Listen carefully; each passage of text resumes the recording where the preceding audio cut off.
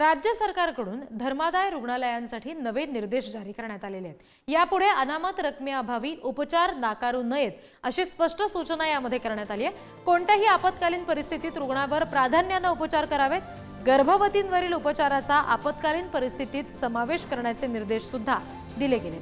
अहवालातील शिफारसींच्या अनुषंगाने सरकारकडून 8 मार्गदर्शक सूचना जारी करण्यात आल्या।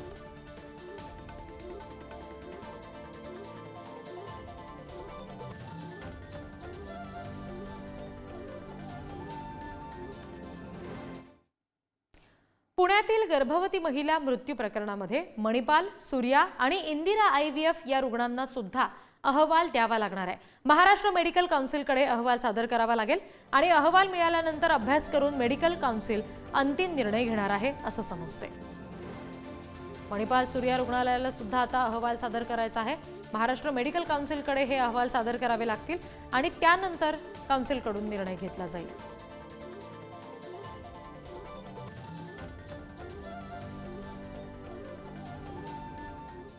आणखी तपशील आपण घेणार आहोत। प्रतिनिधी बालाजी पोद्दार आपल्याशी जोडले जातात, त्यांच्याशी आपण याबाबत बोलूया।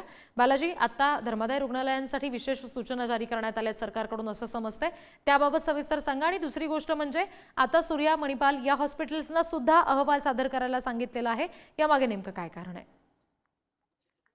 रिद्धी दीनानाथ मंगेशकर हॉस्पिटल मधील गर्भवती महिलेच्या मृत्यूनंतर त्यासाठी मार्गदर्शक सूचना आवश्यक आहेत असं राज्य सरकारच्या निदर्शनास आलं होतं आणि त्यानंतर या राज्य सरकारने एक समिती जी आहे ती धर्मदाय आयुक्त यांच्या अध्यक्षतेखाली नेमलेली होती। त्या समितीने हे सगळे निष्कर्ष काढले, कारण धर्मदाय आयुक्त कार्यालयावर असं काही घटना घडल्यानंतर काय कारवाई करावी यासाठी मार्गदर्शक सूचना नव्हत्या आणि बॉम्बे नर्सिंग ऍक्ट नुसार कारवाई केली तर ती अतिशय त्रोटक होती।